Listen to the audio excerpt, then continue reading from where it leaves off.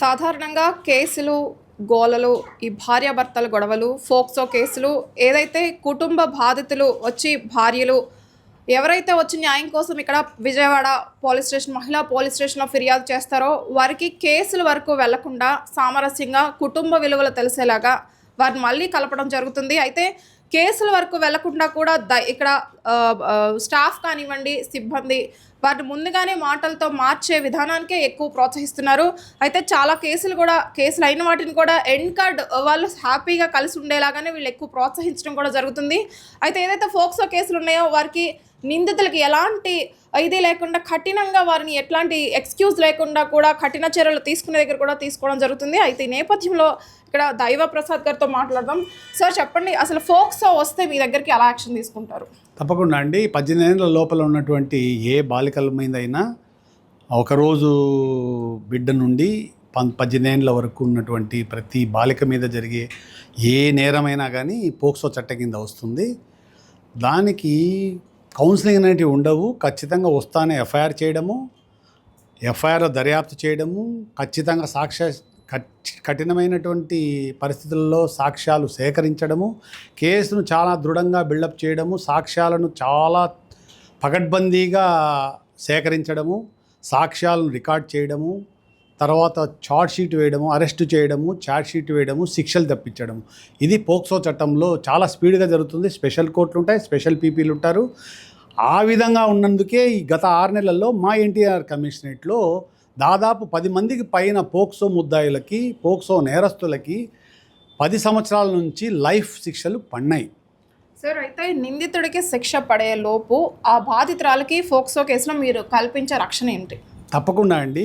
గౌరవ ప్రభుత్వము, ముఖ్యమంత్రి గారు, హోమ్ మినిస్టర్ మేడం, వీళ్ళందరూ, మా డీజీ గారు, మా సిపి గారు, మా అడ్మిన్ డీసీపీ సారు, మా అడ్మిన్ సరిత మేడం, వీళ్ళందరి దృష్టి ఏంటంటే అరెస్ట్ చేయడము, ఛార్జ్షీట్ చేయడం ఒక వంతు, దాని తర్వాత వాళ్లకు భద్రత కల్పించడం. ముఖ్యంగా కేసు పెట్టిన తర్వాత ముద్దాయిలు ఎవరైతే నేరం చేస్తారో వాళ్ళు జైల్లో ఉన్నంత వరకు పర్లేదు, బయటకు వచ్చిన తర్వాత వాళ్ళ మీద ఏమైనా అఘాయిత్యం చేస్తారా, వాళ్ళ మీద బైండ్ ఓవర్ కేసులు పెట్టడము, వాళ్ళను బైండ్ ఓవర్ చేయించడము, మళ్ళా నేరం చేయడము, వాళ్ళ జైలుకి పోకుండా చూడడం ఒకటి. తర్వాత రీహాబిలిటేషను, వాళ్ళకి ఎలాంటి ఆర్థికపరమైనటువంటి సామాజికపరమైనటువంటి భద్రత ఎలా కల్పించాలంటే గవర్నమెంట్ ఇప్పుడు ప్రభుత్వం ఇమ్మీడియట్గా 12 కేసులలో అందరికీ గవర్నమెంట్ తరఫున నష్టపరిహారం ఇమ్మీడియట్గా వచ్చేసింది.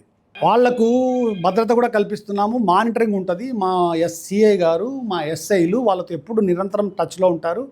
వాళ్లకు ఏదన్నా ఇంట్లో ఇబ్బంది పరిస్థితులు అయితే రీహాబిలిటేషన్ హోమ్ పంపడం కానీ, వాళ్లకు ఎలాంటి ఇబ్బందులు ఉన్నా కానీ ఫైనాన్షియల్గా ఏదైనా ప్రాబ్లం ఉంటే గవర్నమెంట్ తీసుకుపోవడము, వాలంటరీ ఆర్గనైజేషన్లకు అప్పచెప్పడము, ఈ విధంగా సహాయం చేస్తున్నాం. మ్యామ్, ఇప్పుడు భార్యాభర్తలు బాగా కొట్లాడుకుని ఆవిడ 498 వేయాలనే ఆవేశంలో వచ్చినప్పటికీ కూడా మీరు కౌన్సిలింగ్ చేసి మళ్ళీ వారిని కలిపి ఇప్పుడు సజావుగా సాగుతున్న సంవత్సరాలు ఎన్ని ఉన్నాయంటారు? ఎగ్జాంపుల్ ఒకటి చెప్పండి. మేడం, మా దగ్గరికి కేసులు అనేకం వస్తాయి. మనం ఇక్కడే కూర్చుని ఉంటే భార్యాభర్తల కేసులకు సంబంధించి రోజువారీ పిటిషన్స్ మనకి 10ని మించి ఉంటాయమ్మా. కాకపోతే ఏంటంటే ప్రతిదీ కేసు కట్టుకుంటా పోతే వాళ్ళకి జరిగే న్యాయం అనేది చాలా తక్కువ. కాకపోతే ఏ భార్య అయినా కానీ కాపురం కావాలనేది ఆవిడ అల్టిమేట్ గోల్ అవుతుంది.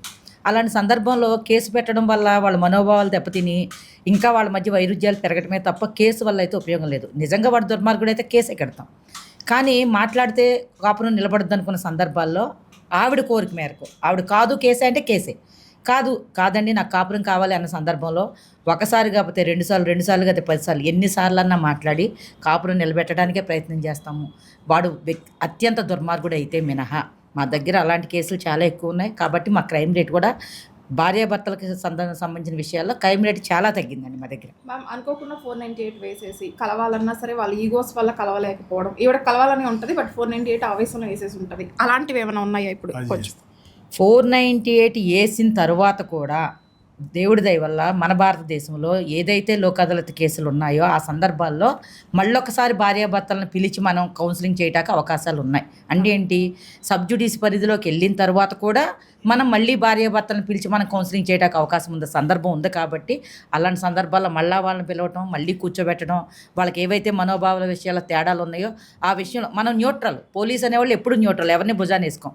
మళ్ళీ వాళ్ళకి నచ్చజెప్పడం, మళ్ళీ కుటుంబాలను కలపడం, ఆ విధంగా లోక్ అదాలత్లో అనేక కేసులు పరిష్కారం అయ్యి మళ్ళీ భార్యాభర్తలు కలిసిన సందర్భాలు చాలా ఉన్నాయండి.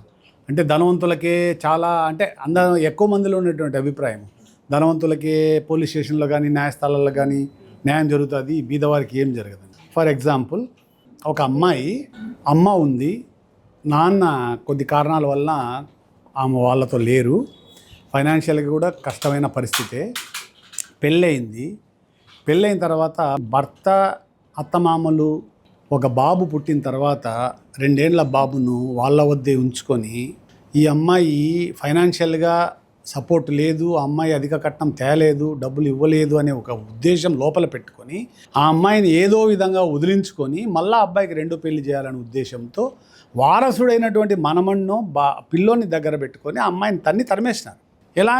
ఇంకొకటి ఏంటి, బెదిరించడం కూడా. ఎలా బెదిరించినారు, ఏం చేస్తావు మమ్మల్ని, నిన్ను మళ్ళీ మా ఇంటికి రానిచ్చేది లేదు, నీకు పిల్లోని ఇచ్చేయలేదు, పో అని తరిమేసి నువ్వు ఏం చేసుకోలేవు మమ్మల్ని అని బెదిరించడం జరుగుతుంది. ఎన్ని మాటలు అమ్మాయి పోవాలని ట్రై చేసినా అత్తమామలు, భర్త అదే విధంగా ప్రవర్తించడము, పిల్లోని దగ్గర పెట్టుకొని ఏం చేసుకుంటావు చేసుకోపో అని బెదిరించడంతో కన్నీరు మున్నీరయ్యి మా దగ్గరికి వచ్చి కంప్లైంట్ ఇస్తే, దాని మీద చట్ట ప్రకారము మనము కేసు కట్టి అవతల భర్త పెట్టుకునే అధికారం కూడా, అబ్బాయిని పెట్టుకునే అధికారం 5 ఏళ్ళ లోపల పెట్టుకునే అధికారమే లేదు. కానీ అది కూడా బలవంతం తేకూడదు, చట్ట ప్రకారమే తేవాలి. ఆ విషయం మీద వాళ్ళ మీద 498 కేసు వేయడం, పిలిపించినాం, మాట్లాడినాం, కౌన్సిలింగ్ చేసినాం, వినలేదు. మేము ఇచ్చేది లేదు, ఏం కేసులు కట్టుకుంటారు కట్టుకోండి, మేము ఇవ్వం అని మా ఎదురుగానే చెప్పి వెళ్ళిపోవడం జరిగింది. అమ్మాయి ఎవరి దగ్గరికి పోతుంది, ఇంకా ఎఫ్ఐఆర్ రిజిస్టర్ చేయడం జరిగింది, కోర్టులో పిటిషన్ వేసుకోవడం జరిగింది, హైకోర్టు.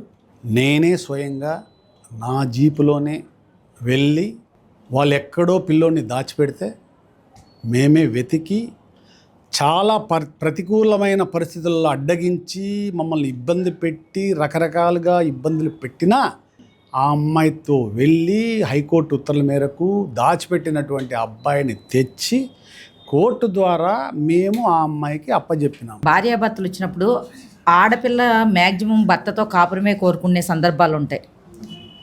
చట్టం ఉంది కదా అని చెప్పి మేము కేసులు వేసినట్లయితే మనోభావాలు దెబ్బతిని వాళ్ళ మధ్యలో భార్యాభర్తల సంబంధం కొనసాగకపోవచ్చు. అలాంటి సందర్భాల్లో మా కౌన్సిలింగ్ వల్ల కాపురాలు నిలబెట్టుకున్న వాళ్ళు చాలా ఆనందంగా ఉన్నారు. మీరు వాళ్ళని విచారించినా కూడా వాళ్ళు అదే చెప్తారండి, మా దగ్గరే ఉన్నారు కూడాను, మీరు మాట్లాడవచ్చు. అదేవిధంగా కేసు కన్నా ముందుగానే ఒక సాఫ్ట్వేర్ ఇంజనీర్ ఆవిడ కాళ్ళ మీద ఆవిడ నిలబడగలిగే స్థితిలో ఉంది, ఆర్థికంగా కుటుంబాన్ని పోషించే స్థితిలో ఉంది. ఈవెన్ దో అత్తగారు భర్త అకారణంగా, అంటే ఇక్కడ వేరే ఏ కారణాలు ఉండవు, ఉద్యోగానికి వెళ్తుంది, ఆవిడేదో అలసిపోద్ది, ఇది చేయలేదు అది చేయలేదు అంటే ఆవిడకి మానసికంగా వేధింపులు, ఎందుకు ఉద్యోగం చేసినంతలో నువ్వు పని చేయవా, ఇలాంటి మాటలు మాట్లాడటం. ఆ క్రమంలో ఆవిడ ఏదన్నా కొంచెం టెంప్ట్ అయితే నువ్వు నీ కాపురానికి నువ్వు అవసరం లేదు, మా అబ్బాయి చాలని చెప్పి పిల్లాడిని తీసుకుని ఆమెను పంపించిన క్రమంలో ఆవిడ మా స్టేషన్కి వచ్చి ఒకటే అడిగారు, మేడం నా కాపురాన్ని కోల్పోయే ఉద్దేశం నాకు లేదు, ముందు నా బాబునిస్తే నా మానసిక స్థితి కొంచెం బాగున్న తర్వాత నేను కాపురం సెట్ చేసుకుంటాను అడిగిన మీదట కుర్రాన్ని పిలిపించడం జరిగింది. మొదట పిల్లాడిని ఎట్టి పరిస్థితులు ఏమన్నా మొండికేయడం జరిగింది. ఓపిక్గా కౌన్సిలింగ్ చేసిన తర్వాత నా భార్య దగ్గర ఉంటే నా పిల్లాడు బాగుంటాడండి, నాకు కాపురాన్ని కోల్పోవాలని లేదని చెప్పి బాబుని ఆవిడకి అప్పచెప్పడం జరిగింది. ఒక 1 రోజులు 10 రోజులు టైం ఇచ్చిన తర్వాత ఇద్దరిని కూడా మేము హ్యాపీగా కలిపేసి పంపించడానికి అవకాశం ఉంటుంది. అలాంటి సందర్భాలు మా దగ్గర ఉన్నాయండి.